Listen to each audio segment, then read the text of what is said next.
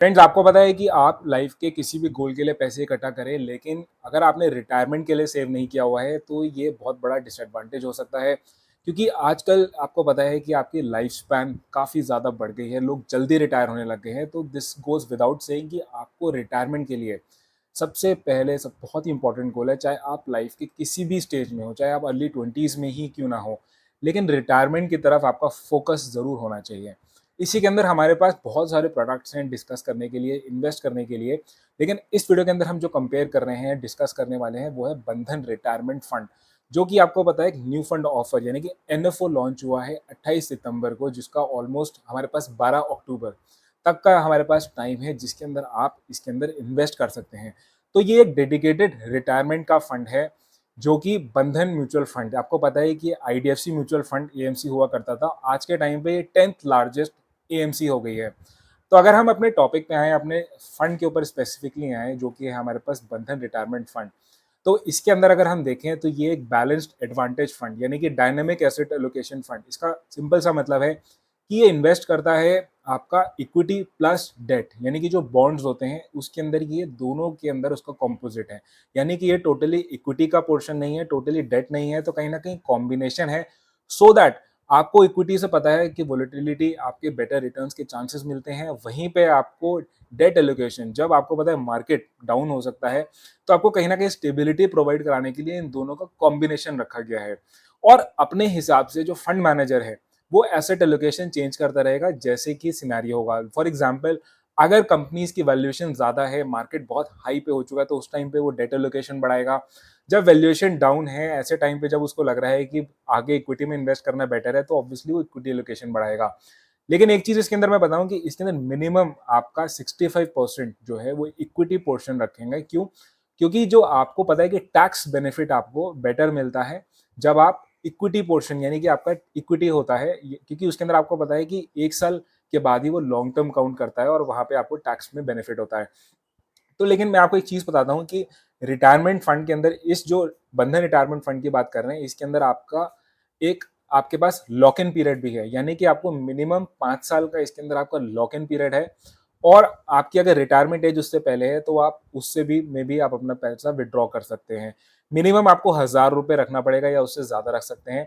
लेकिन मैं आपको बताता हूँ कि जो ये रिटायरमेंट फंड के अंदर मोस्टली अगर आप देखेंगे, जो और भी आते हैं, लाइक पीपीएफ आता है या फिर और भी तरीके के रिटायरमेंट फंड्स होते हैं एलआईसी के। तो लॉक इन पीरियड इसलिए होता है क्योंकि लॉक इन पीरियड नहीं होगा तो काफी लोग डिसिप्लिन से इन्वेस्ट नहीं कर पाएंगे।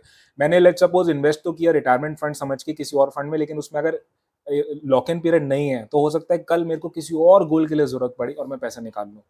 तो ऐसा ना हो, लोग अपना कंसिस्टेंटली इन्वेस्ट करे रहें, पैसा जल्दी ना निकालें। इसीलिए generally most of the schemes के अंदर आपका लॉक इन पीरियड होता है। तो इसीलिए आपका इस स्कीम में भी आपका 5 साल का लॉक इन पीरियड है।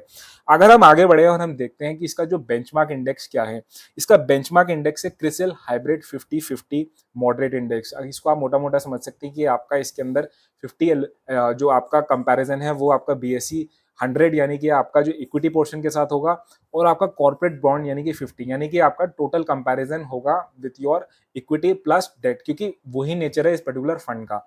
अगर हम आगे बढ़े तो ये इस पर्टिकुलर फंड के जो मैनेजर्स हैं उनको हम देखते हैं। उन फंड के मैनेजर्स का नाम है हमारे पास विराज कुलकर्णी, जो कि इक्विटी पोर्शन देखते हैं, यहाँ पे आप उनका ब्रीफ प्रोफाइल देख सकते हैं। साथ ही में जो डेट पोर्शन देखते हैं वो है गौतम कौल, और निशिता शाह है जो वो आपका इक्विटी एलोकेशन देखती है, यानी कि जो इन्वेस्टमेंट ओवरसीज करी गई है। तो ये भी एक थोड़ा सा डिफरेंट है क्योंकि ज्यादातर फंड्स के अंदर ओवरसीज इन्वेस्टमेंट नहीं होता है। तो आप बोलेंगे कि क्या ये एक पहला फंड है जो म्यूचुअल फंड कैटेगरी के अंदर आया है?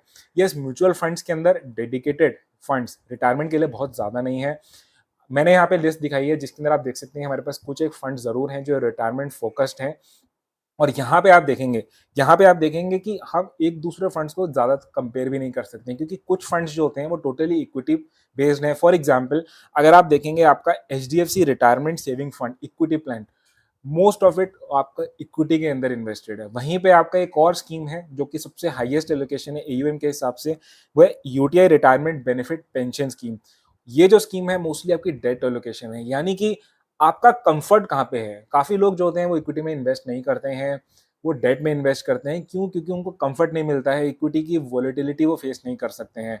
तो इसलिए आपको देखना पड़ेगा आपको कंफर्ट कहाँ पे आता है। क्या आप इक्विटी का एलोकेशन रिस्क उठा सकते हैं, वोलेटिलिटी उठा सकते हैं? अगर उठा सकते हैं, तो मेरे हिसाब से बेस्ट क्या चीज़ है कि आप एक इक्विटी फोकस्ड फंड्स भी ले सकते हैं। फॉर एग्जांपल रिटायरमेंट के लिए लार्ज कैप्स के अंदर या इंडेक्स फंड के अंदर या फ्लेक्सी कैप फंड्स के अंदर अगर आप ऐसा कोई एक फंड उठाएं जो कि डेडिकेटेड इक्विटी फंड का है, आपका nature of let's suppose investment profile भी आपका लॉन्ग टर्म है, आप थोड़ा सा रिस्क प्रोफाइल उठा सकते हैं, तो आप rather than investing in a balance advantage fund या डायनेमिक एसेट एलोकेशन फंड, आप ऐसे फंड के अंदर जो टोटली इक्विटी बेस्ड है उसके अंदर भी इन्वेस्ट कर सकते हैं। बाकी मैं आपको ये कह रहा हूँ कि सिर्फ रिटायरमेंट को इन्वेस्ट करने के लिए आपको एक डेडिकेटेड फंड काफ़ी नहीं है। आपको एलोकेशन रखनी चाहिए अपनी इक्विटी प्लस डेट के अंदर। उसके लिए आप अलग-अलग स्कीम्स या इन्वेस्टमेंट्स के अपने प्रोडक्ट्स भी ले सकते हैं। क्यों? क्योंकि आपको इन्वेस्टमेंट्स के लिए डेट एलोकेशन थोड़ा-सा लिक्विड रखना चाहिए। लिक्विड मतलब लेट्स सपोज मुझे कुछ पैसा चाहिए इमीडिएटली, तो आप ये नहीं चाहेंगे कि मेरा पैसा लॉक्ड इन हो। आप ये नहीं चाहेंगे कि उस समय बाज़ार गिरा हुआ हो। इसीलिए आपको डेट एलोकेशन ज़रूर रखनी है जस्ट लाइक इमरजेंसी फंड, जो कि आप यूज़ कर पाएँ जब आपको इमीडिएटली पैसा चाहिए, स्पेशली आफ्टर रिटायरमेंट अगर हेल्थ वगैरह कंसर्न्स आते हैं। तो एक फंड आपका डेट फंड या लिक्विड फंड की तरह हो सकता है। दूसरा प आपका फंड हो सकता है जो टोटल आप इक्विटी पोर्शन रखें, जो थोड़ा लॉन्ग टर्म होराइज़न के हिसाब से रखें। डिसिप्लिन के साथ इन्वेस्ट करें और इसको मौका दें बढ़ने का, क्योंकि इक्विटी के अंदर चांस है पैसे की ग्रोथ होने का मोर देन आपका डेट एलोकेशन।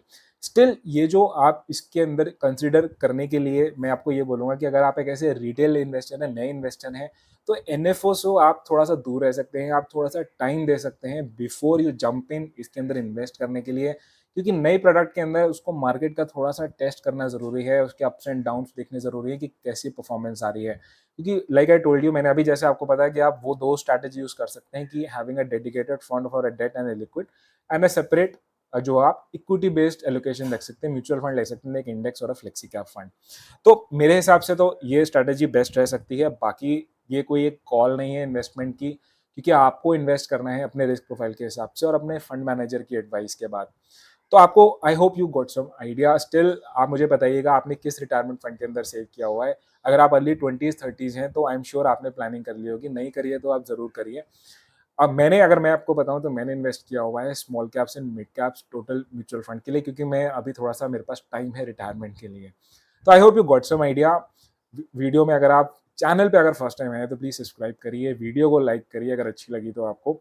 हम मिलेंगे नेक्स्ट टॉपिक में, नेक्स्ट वीडियो के अंदर। Thank you, until then, thanks a lot.